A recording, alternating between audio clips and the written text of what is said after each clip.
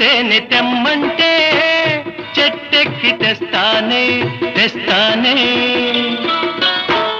మిన్నాగు మణినైనా పుట్టలోంచి తీస్తానే తీస్తానే